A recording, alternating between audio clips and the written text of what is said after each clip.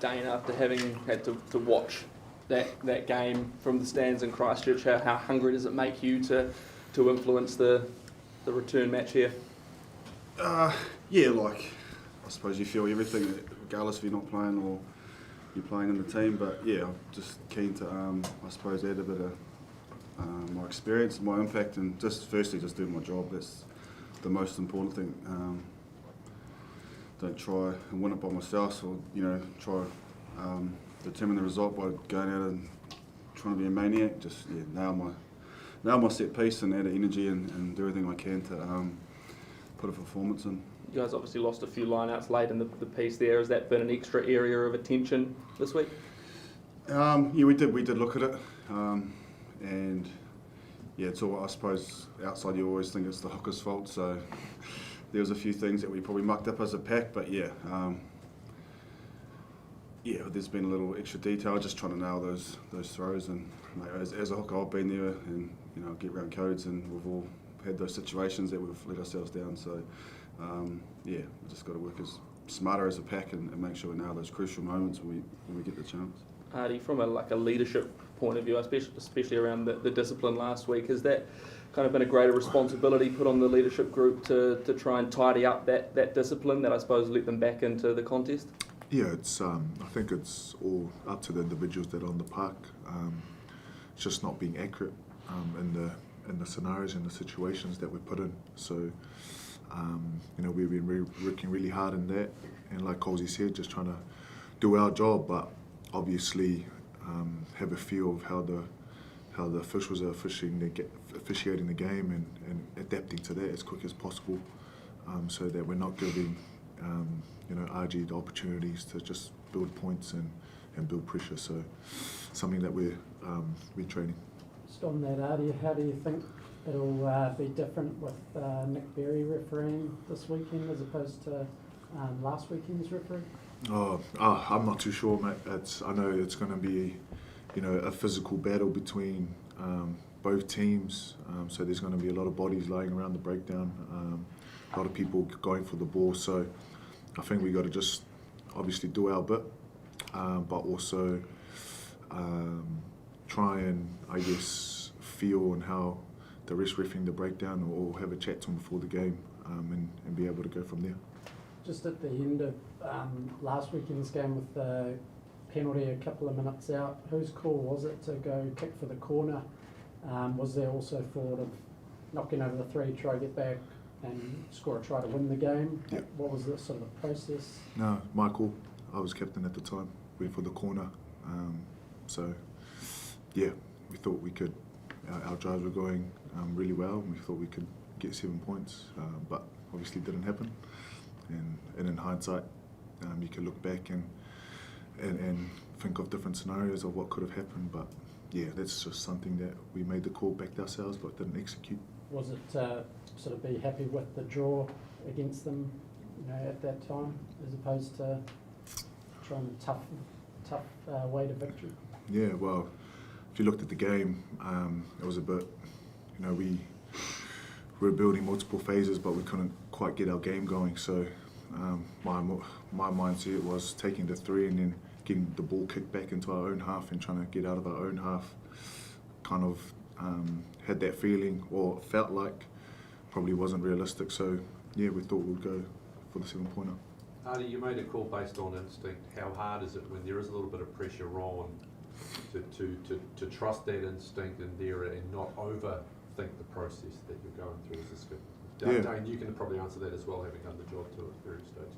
Yeah, I think with those pressure moments, you train those in the week. So when it does happen, you fall into those natural habits and those instincts. And I think we got great leaders on the field as well, so you lean on them as well.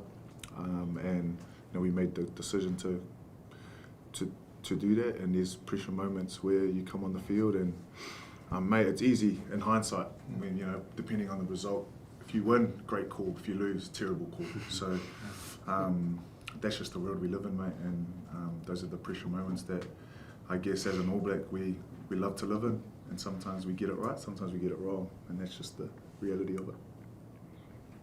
Yeah, I think you do a lot of thinking around the mental side of sport and life. Yes. Yeah, I mean, just how would you describe the kind of mindset, the mental sort of state that you guys are in at the moment, and how important is getting the right mindset to kind of fixing some of these problems you're having as a team? Yeah. Obviously, our focus is staying together and staying tight. Really, and actually being really accountable to ourselves and in terms of what's going wrong in our game and what we have to do. That's something that we really look hard at ourselves. But yeah, one thing is, when we're going through these times, it's staying together, staying tight, but at the same time, actually pulling each other up on what needs to be done to get the result. So, we're tight, connected, and just got to turn up every day and nail our job. Dane, you've always been a kind of a straight speaker when it comes to what a team needs to do. Has it almost gone past that now, or is it kind of?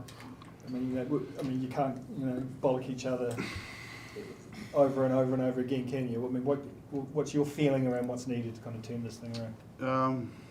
Yeah, it's obviously a unique situation being in this team and what we're going through. I think there's a process. Like after the game, you always feel like the world's ended, like the first couple of days, and then I think the review and like Ardie said, the accountability it gives you, I suppose, solutions that you can actually get better and fix up things that you're not getting right.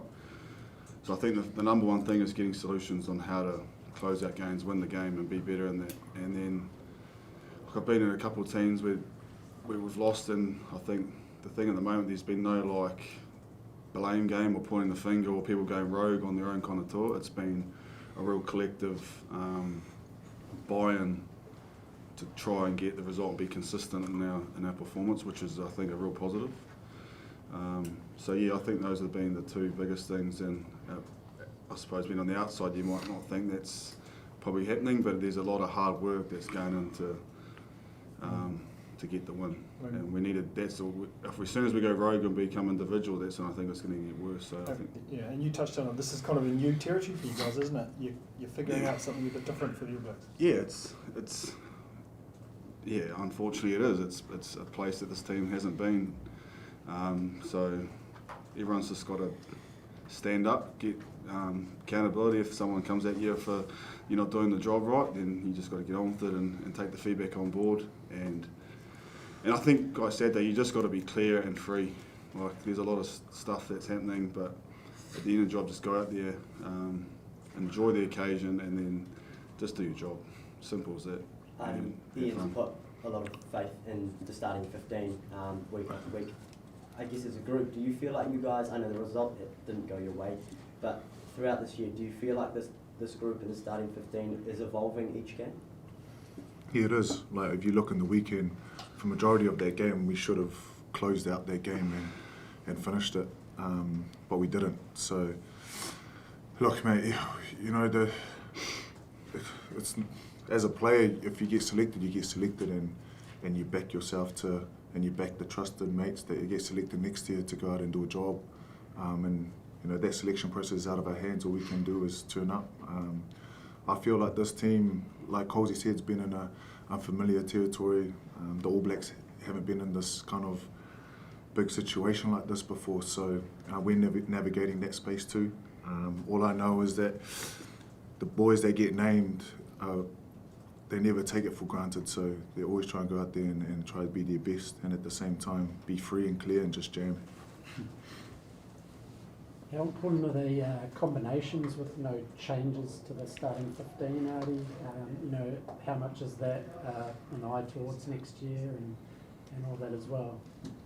How important the combinations? Yeah, combinations and positioning. Yeah, I guess you can say it's important to build the chemistry around that. In terms of thinking of next year, mate, I'm thinking about today. Pretty much, and this weekend. So, yeah, it's important. It's important to build combinations, but at the same time, you got to perform under those pressure moments. And if you don't, then things can happen. And just on the loose forwards, what's sort of the key to getting that sort of dominance, if you like, that might have been, not there in recent times? Is there what sort of focus is there for them? I'm not too sure, mate. Do you feel like we haven't been dominated or dominating the last couple games, or is that all? Yeah, perhaps. Oh, is that what you're meaning? Yeah. Oh, yeah, okay. Yeah, I mean, I felt like the Lucy's, you know, have been kind of fronting up, and we're just trying to navigate the space of just new breed of players. I think for so long, New Zealand's been used to Rito, the McCaws, the Jeromes, that have been quite, like, amazing. And you've got a bunch of new boys coming through. And myself as well, that are trying to stamp their mark. So it's a day-to-day, week-to-week process. But yeah, I feel like we're tracking well and we're putting our best foot forward.